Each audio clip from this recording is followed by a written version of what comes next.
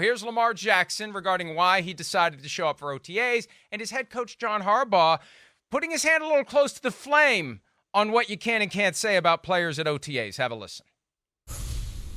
New offense. Had to get that down packed before the season rolled in, because the season getting near. Even though got a couple months left, but still just wanted to learn the new offense and get with my guys.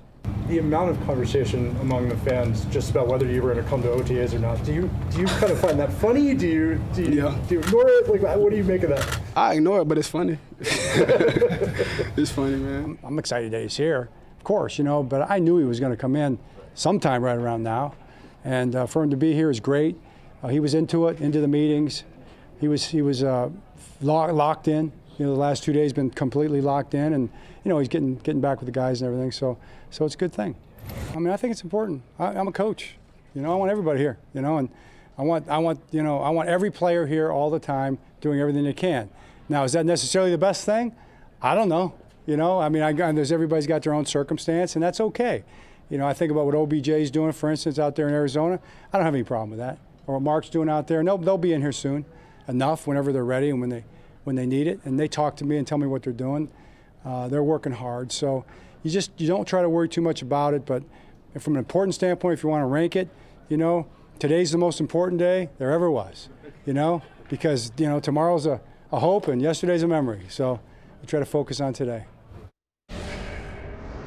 Not a surprising comment from a guy whose dad typically said to the family, let's attack this day with an enthusiasm unknown to man. Right. That's something that his brother Jim continues to live by, and John lives by it. And look, the CBA says that coaches cannot say anything publicly or privately that would suggest that participation in voluntary offseason workouts is not truly voluntary. So John Harbaugh taking a calculated risk there, because I don't think he says anything accidentally. That's now, he right. followed it up with explanation that acknowledges it truly is voluntary, but he does want everybody there, and every coach wants everybody there. It's stupid for us to think there would be any coach at any level of football that doesn't want all of his players there when it's time to work. Right. So it'll be interesting to see if the union has anything to say about this, because you don't hear it. There was a time back when you were playing in the 2003, 4, 5, 6, 7, 8 time frame where there would be coaches who were more open about their feelings and candid with their viewpoints on this. Right. In recent years, they've learned not to get close to that flame. This is the first time in a while that a coach has danced in that direction. I wonder whether or not the union will have anything to say about it. I hope they don't, because it's an acknowledgement of the fact that every coach believes what John Harbaugh says. It's like Captain Obvious crap right there. I mean, duh. Like, is the sky blue? I mean, is water wet? I mean, yeah. Do coaches want their players there? Duh. I mean, yes, especially, you're talking about a guy that's old school and grew up in the elements in which he grew up in. Yeah, he wants them there. And it's led down that conversation with the most, important player in their franchise and one of the best players in the league. So he's just, I think stating the obvious there. I hope that the NFLPA or anybody is not on him. He's obviously, he's let Lamar be away during certain parts and other years, OTAs or missing workouts. And you see what he's saying with OBJ, and he's had other stars who have, been off the facility grounds and working out on their own too. So he's not like, what do I want to say, just slamming the gavel all the time. He's stating something that all players know. They all know that. And I hope the league doesn't, try to dissect that, or the NFLPA, I should say. And going back to the first part of that package, where Lamar Jackson acknowledges the importance of being at OTAs. He acknowledges it, and he explains why he needs to be there. It's exactly what we said when he didn't show up for the first day, and they only have up to 10 of these things. Yeah. So if you miss one, you've missed 10% of all of them. That's a 90. That's already a borderline B by missing the first day. And he admits that he needs to be there because it's a new offense. And what we saw right after that speaks to the attitude that I was complaining about earlier in the program. What? The ass-kissing, access-seeking question. I don't know who it was that asked the question. Oh, well, what do you think of the people who were saying all the stuff about why you need to be here? He just said why he needs to be there. He just validated everything that we said about why he needs to be there. But whoever that was wants to start up. Oh, do you pay attention to that? Do you think it's funny? I ignore it, but it's funny. Why is it funny? It's what you just said.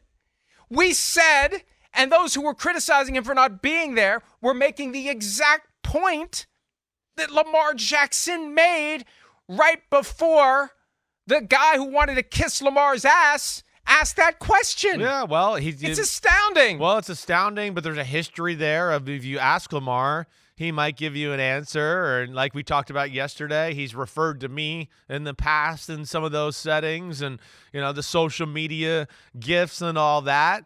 So that's become, hey, let's see what Lamar's reaction is to the reaction of why he's not there. But, yeah, he said it. I mean, come on, we all know that. That's another, it's Captain Obvious. Players can say what they want, whatever. It doesn't matter. No, there's nothing that's better than being there.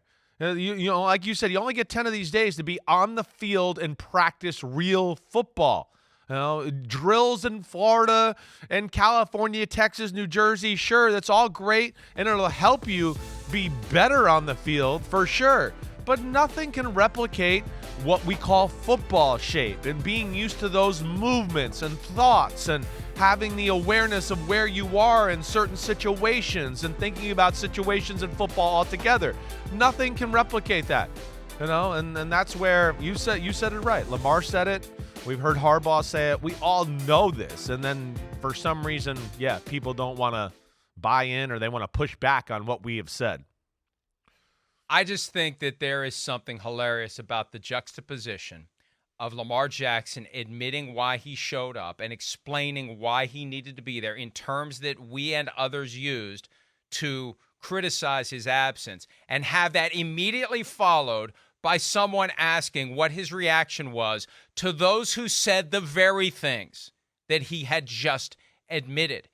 It's ludicrous, but it speaks to that deeper level of folks not willing to ask tough questions because they don't want to get in trouble. They don't have to deal with it. They don't want to lose their access. They want to buddy with Lamar or whoever. And I'm going to call it out when I see it. And look, I listen to enough press conferences. I see it all the time. Yeah, I know you hear it. It's kind of a jokey, casual, buddy.